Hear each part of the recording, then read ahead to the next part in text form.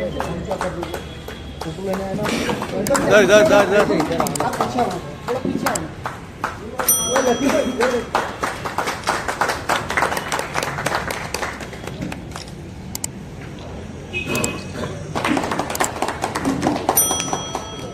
ताली बजाने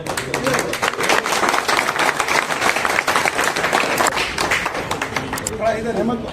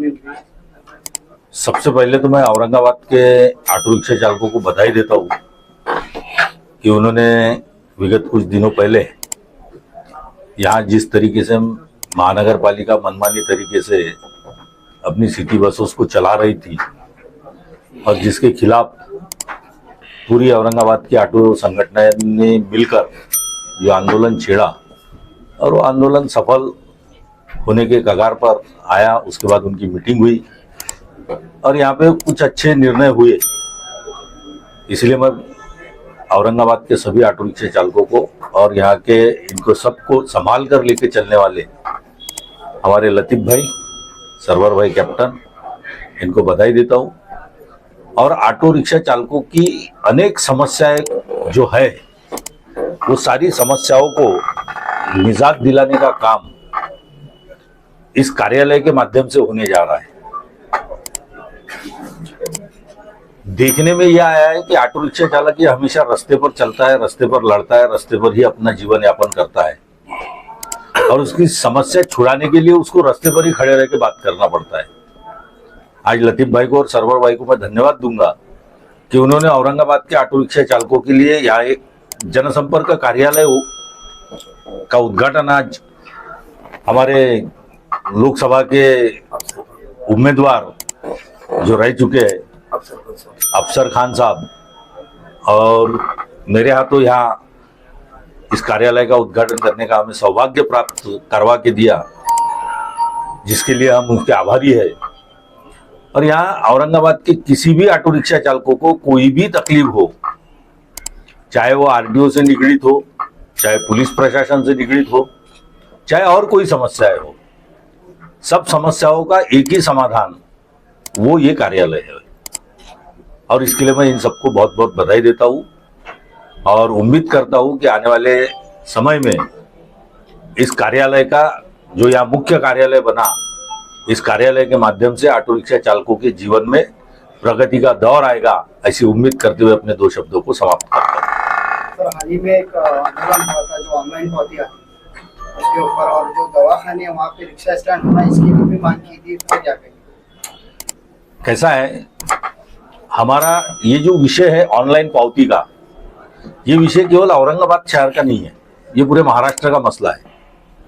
और ये ऑनलाइन पावती का जो कार्यक्रम है ये पुलिस प्रशासन ने शुरू किया हुआ है। हमारा यहाँ के गृह मंत्री को निवेदन है कि भाई ऑटो रिक्शा चालकों की आप चालान करते हो, चालान करने के लिए हमारा कोई विरोध नहीं है। अगर वो ऑटो रिक्शा चालक गलती में है तो उसका निश्चित रूप से आप चालान कीजिए, आप उसके कार्रवाई कीजिए, क्योंकि हमारे संगठन का यही कहना हमेशा रहता है कि जो कायदे में रहेगा वो फायदे में रहेगा। अगर हमारा ऑटो रिक्शा चालक अगर कहीं कोई गलती करता है तो आप निश्चित उस पर कार्रवाई कीजिए। पर देखने में यह आया है कि पुलिस अपने तरीके से अपनी मनमानी करती है। ऑटो रिक्शा चालक अगर कहीं खड़ा कर दे और पेशाब के लिए भी अगर चला जाए तो पुलिस वाला आके उसका पीछे से फोटो खींचता है और उसको ऑनलाइन पावती भेज देता है।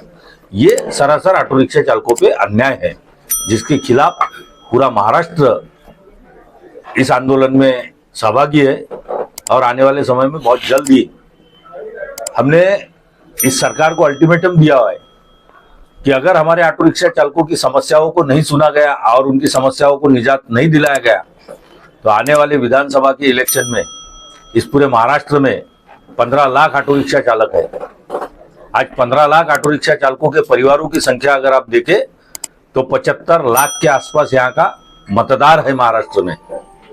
आपने ये भी देखा होगा कि इसके पहले का जो लोकसभा इलेक्शन हुआ था, उस लोकसभा इलेक्शन में प्रकाश आंबेडकर जी ने वंचित बहुजन आघाड़ी के माध्यम से पूरे महाराष्ट्र में लोकसभा की सीटें लड़ाई थी, जिसका खामियाजाना सरकार को भी भुगतना पड़ा और विपक्ष को भी भुगतना पड़ा। जब उन्होंने 50 लाख वोट लिए तो यहाँ की पूरी व्यवस्था डगमगा गई। सरकार ने इस बात की तरफ में ध्यान देना चाहिए कि ऑटो रिक्शा चालकों की भी 75 लाख की संख्या है। यह हाथ मजूर है, गरीब है, और गरीबों के साथ खिलवाड़ करना इस सरकार को बहुत भारी पड़ेगा। ये आज के समय में इस सरकार को चेतावनी देता हूँ। तो जैसा कि रिक्शा ड्राइवर अगर स्टॉपेज देने चाहिए, तो यहाँ मनमानी तरीके से औरंगाबाद में चल रहा है कि बसेस ऑटो रिक्शाओं के स्टॉप पर जाके खड़ी होती है और वहां से पैसेंजर लेके जाती है, और उसके खिलाफ अगर आंदोलन करे तो ऑटो रिक्शा चालकों पे कार्रवाई की जाती है। ये कहीं तो भी न्याय संगत नहीं है। इसके खिलाफ हम आवाज बुलंद करते रहेंगे। सर, ये परमिट को लेकर आपने आंदोलन किया था, तो क्या परमिट बंद होना चाहिए? देखिए, 92 से परमिट बंद थे, 97 से। उस समय शिवसेना बीजेपी की सरकार थी और उस दौर में स्वर्गीय प्रमोद नवलकर जी ये परिवहन मंत्री थे। नागपुर में अधिवेशन था और उस नागपुर के अधिवेशन में परमिट बंद करने की डिमांड हम ही लोगों ने की थी। तो उस समय प्रमोद नवलकर जी ने हमारे मोर्चे के पास आकर मोर्चे को संबोधित करते हुए ये कहा था कि मैं आज से और अभी से ही पूरे महाराष्ट्र में परमिट बंद करता हूँ। 97 में ये परमिट बंद हुए। उसके बाद 2014 में जब परमिट की आवश्यकता पड़ी, क्योंकि शहर विकसित होते गए, शहर बढ़ते गए, ऑटो रिक्शाओं की संख्या कम होती गई और प्राइवेट ऑटो रिक्शाओं की संख्या भरमार होती गई। हालांकि देखने में ये आता है कि प्राइवेट ऑटो रिक्शा जब खरीदता है आदमी तो उसको आरटीओ में एफिडेविट लिख के देना होता है कि मैं ये ऑटो रिक्शाओं से पैसेंजर कैरिंग नहीं करूंगा, मैं केवल अपने खुद के काम के लिए इसको इस्तेमाल करूंगा। पर देखने में ये आता था कि वो खुद के काम के लिए कम और पैसेंजर कैरी के लिए ज्यादा इस्तेमाल होता था। और इसीलिए फिर हमने उसका एक आंदोलन खड़ा किया और उस आंदोलन के माध्यम से हमने 2014 में परमिट ओपन करवाए। 2014 में परमिट दिए गए, 2017 में टोटल परमिट ओपन हो गए। हम आज की परिस्थिति को देखते हुए हमारी ये डिमांड है सरकार से और सरकार तक हमने पहुंचाई है कि भाई आज शहरों में ऑटो रिक्शाओं की संख्या ज्यादा हो गई है, इसलिए अब परमिट को बंद कर देना चाहिए। महाराष्ट्र गवर्नमेंट ने उसका पूरा मसौदा तैयार करके सेंट्रल गवर्नमेंट को भेजा है ताकि उसके ऊपर बंदी आ सके। पर सेंट्रल में जो हमारे सम्माननीय परिवहन मंत्री है, सम्माननीय नितिन गडकरी जी, ये ऑटो रिक्शा चालकों के बहुत ही खिलाफ है। वो नहीं चाहते कि ऑटो रिक्शा चालक जिंदा रहे, वो चाहते हैं कि ई रिक्शा चलते रहे, क्योंकि उनका खुद का प्रोडक्शन है। और उन्होंने कई बार कहा है कि मैं 20% पॉलिटिकल हूं और 80% बिजनेसमैन हूं, तो हमेशा अपने बिजनेस को डेवलप करने का काम कर रहे हैं। जनता के हितों से उन्हें कोई सरोकार नहीं है, ये हमारे देखने में आया है। सर, अभी बीच में 2-3 दिन पहले घटना है, एक रिक्शा चालक कपड़े उतारता है, लड़की के सामने बदतमीजी करता है, ऐसा घटनाएं हमेशा घट रही है, तो क्या कहेंगे उसके बारे में? इस बारे में मैं ये कहना चाहूंगा कि ऐसे ऑटो रिक्शा चालकों का आरटीओ ने इमीडिएटली लाइसेंस और बैच ये कैंसिल कर देना चाहिए। उसका परमिट होगा, परमिट भी कैंसिल कर देना चाहिए, क्योंकि करता कोई एक है और भुगतना सभी ऑटो रिक्शा चालकों को पड़ता है। एखादे ऑटो रिक्शा चालकों ने अगर कहीं किसी महिला के साथ छेड़छाड़ कर दी या एखादे ऑटो रिक्शा चालकों ने कहीं 376 का गुनाह कर दिया तो सारे ऑटो रिक्शा चालकों को उसी नजरिए से देखा जाता है। जबकि इस बाबत पुलिस में भी अपने आप में झांकना चाहिए कि पुलिस डिपार्टमेंट में भी भ्रष्टाचारी लोग हैं, पर कुछ परसेंट भ्रष्टाचारी लोगों की वजह से पूरा पुलिस महकमा भ्रष्टाचारी कहलाया जाता है। उसी तरह ऑटो रिक्शा चालकों में कुछ परसेंट लोग नालायक होते हैं, उनके वजह से सभी ऑटो रिक्शा चालक नालायक नहीं होते। पर समाज ने भी इस बात को सोचना चाहिए।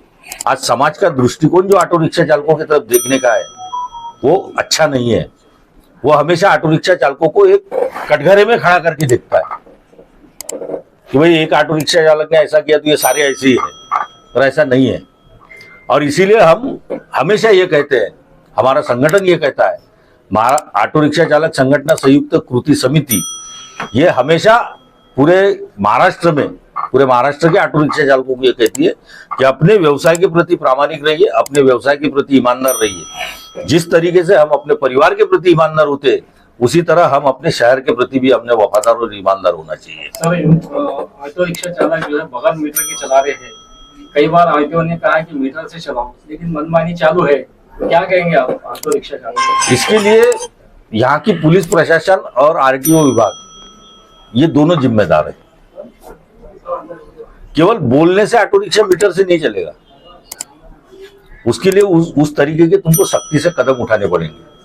अगर तुम ऑटो रिक्शा मीटर से चलाना चाहते हो तो भाई उसी तरीके से बस में तुम्हारी कैपेसिटी ठहराई गई है, 55 सीट की अगर कैपेसिटी है तो बस में भी 55 ही जानी चाहिए। बस में क्यों 100 भर के जाते हैं? भाई हमको मीटर का आप बताते ना, हम मीटर से चलेंगे ना, हम चलने के लिए तैयार है, पर क्या बाकी की व्यवस्था आप ठीक कर रहे हैं? अब ये मत कहिएगा कि हम बाकी की व्यवस्थाओं के आड़ में अपने आप को बचाना चाहते हैं। हम ये चाहते हैं कि सिस्टम हो तो सभी के लिए सही की हो, ये नहीं कि केवल सिस्टम हमारे लिए काम करे और बाकी सबके लिए छूट दे दे। आपका नाम बताइए। विलास भालेकर। आज मराठवाड़ा रिक्शा यूनियन की जानिब से हमारे विलास जी भालेकर इनके हाथों और मेरे हाथों उद्घाटन हुआ। हमारे लतीफ भाई और सरवर भाई दोनों को मुबारकबाद देता हूं, और जितने रिक्शा चालक है, जितने मालक है, जितने परमिट होल्डर है, उन सभी को मुबारकबाद देता हूं।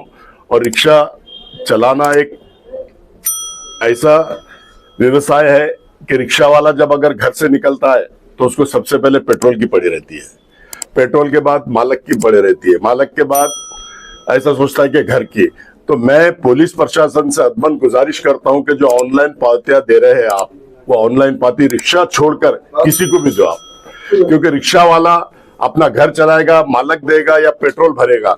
तो मैं अदमन हमारे पुलिस कमिश्नर साहब, हमारे एसीपी ट्रैफिक से और तमाम पुलिस डिपार्टमेंट से अदमन गुजारिश करता हूं कि ऑनलाइन पावती एक भी रिक्शा को मत दो। आपसे गुजारिश है, विनंती है। और मैं इससे पहले भी शाहगंज में हमारे लतीफ भाई सब थे, वसिंदा, हमने तब भी कहा था और आज भी कह रहे, हम हमेशा रिक्शा वाले के साथ है।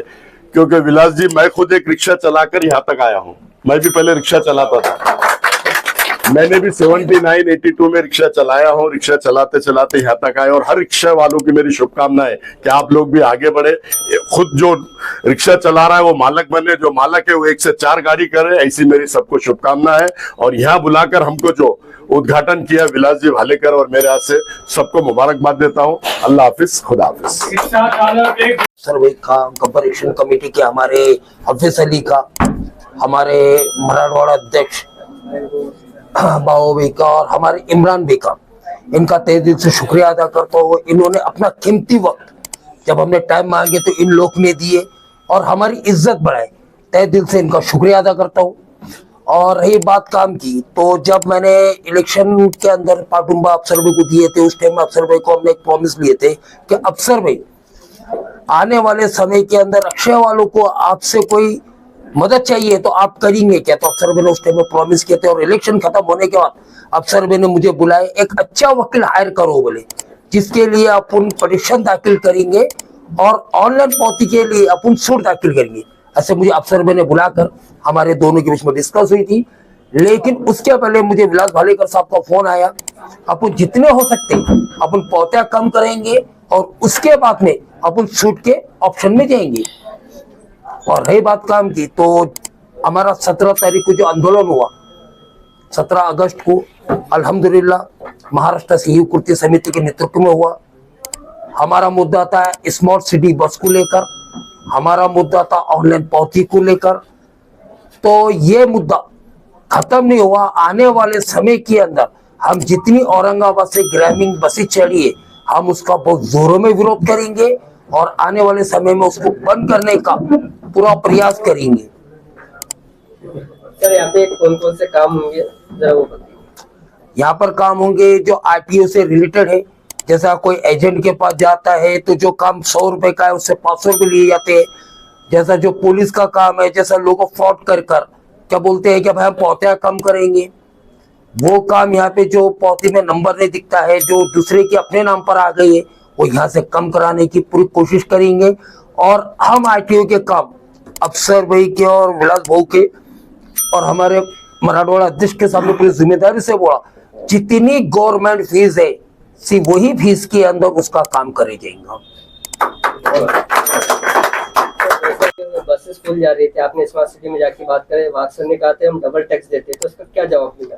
सबसे पहली बात तो ऐसा डबल टैक्स देने की कोई बात ही नहीं। चलो वाक साहब जिम्मेदार थे, उनके सीनियर ऑफिसर थे, उनको डबल टैक्स उनको मालूम ही नहीं। शासन ने ऐसा डबल टैक्स कोई बनाया नहीं।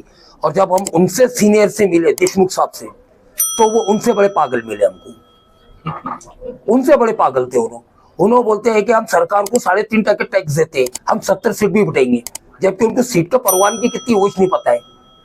तो हम जी कितनी परमिशन कितनी उनको 23 सीट बिठाने का और 11 से स्ट्रेनिंग का है। तो हमने बताया तो उनको मालूम पड़ा, बोले यार ये तो मुझे मालूम ही नहीं था। ये उनके शब्द रिकॉर्ड है मेरे का, उनकी रिकॉर्डिंग की हम आपको खुलासा करेंगे, आपको वो भी देता हूँ। और उन्होंने डायरेक्ट बोलते हैं कि भाई आरटीओ से तुम डायरेक्ट बात करो, हम आरटीओ को देते। क्या देते आरटीओ को वो भी हमको पूछना है। अभी विलास भाऊ के साथ में, अफसर भाई के साथ में, हाफिज अली के साथ में हमारी बात हुई खुलदाबाद को लेकर, उलमरू को लेकर, बिड़किन को लेकर और हमारे कनमाड़ू को लेकर हमारी डिस्कस हुई। आने वाले समय 2-4 दिन के बाद में हम पूरे महानगर पालिका और ऑनलाइन पावती को लेकर हम सीरियस आगे चलने वाले हैं। सर औरंगाबाद शहर को जो है तो आप जैसे बताए थे 4 से 5 साल से जो आरटीओ ऑफिसर नहीं जी, उसके लिए हमने आंदोलन किया आरटीओ ऑफिस में। प्रभारी आरटीओ ने हमको परमानेंट आरटीओ दो, लेकिन सरकार इतनी नाकारा है कि उसकी आंखें नहीं खुलती। उन्होंने प्रभारी देने के लिए तैयार है, क्योंकि प्रभारी के पास में चार्ज रहता, उसको शहर में क्या हो रहा क्या नहीं हो रहा उसको कोई लेना देना नहीं है। वो अपनी ड्यूटी कर रहा, सरकार की सुन रहा और घर पे जा रहा। सर आपका नाम? मेरा नाम शेख लतीफ, महाराष्ट्र संयुक्त कृत्य समिति महाराष्ट्र राज्य जिला अध्यक्ष। आरटीओ की जो मीटिंग है कौन सी तारीख को होना है? हाँ, अभी जैसे हमारे शशांक राव साहब ने, विलास भालेकर साहब ने परिवहन मंत्री से डायरेक्ट बात की है, तो हमको विलास भालेकर साहब का आज से 4 से 5 दिन पहले कॉल आया। आने वाली 28 तारीख को आरटीए की मीटिंग औरंगाबाद शहर में महाराष्ट्र संयुक्त कृत्य समिति के नेतृत्व में कलेक्टर ऑफिस में होने वाली है। और हमारे दो प्रतिनिधि जो आरटीए के मीटिंग में जाएंगे, जिसके अंदर से हम उम्मीद करेंगे कि हमारे तरफ से फाइट करने के लिए हमारे अफसर भाई और हमारे हाफिज अली ये जाए और रक्षा वालों का जो हक है वो लड़के लेके आए, क्योंकि वहां लड़ेंगे तो हमको हक मिलेगा, लड़ेंगे तो हमारी जीत होगी और लड़ेंगे तो हम अच्छी जिंदगी गुजारेंगे। और औरंगाबाद शहर के अंदर ऐसे 2 ही लोग हैं जो रक्षा वाले के लिए लड़े बगैर स्वाद के, जिसके अंदर बल्कि गर्व से बोलता हूं मैं बल्कि गर्व से बोलता हूं कि वो अफसर खान साहब है, जो बिना स्वाद के हम लोग के साथ खड़े रहे। रक्षा वाले ने कभी उनको 2 बजे फोन मारा, लोकसभा विधानसभा और साइड में, उनको एक रक्षा वाले ने फोन किया कि अफसर भाई मैं ये तकलीफ में हूँ, तो मुझे तो नहीं लगा कि अफसर भाई उसकी सहायता के लिए नहीं पहुंचे। अल्हम्दुलिल्लाह पहुंचे। और इसलिए मेरे लिए हीरो औरंगाबाद के लेवल के ऊपर अफसर खान के अलावा बेहतर कोई नहीं है।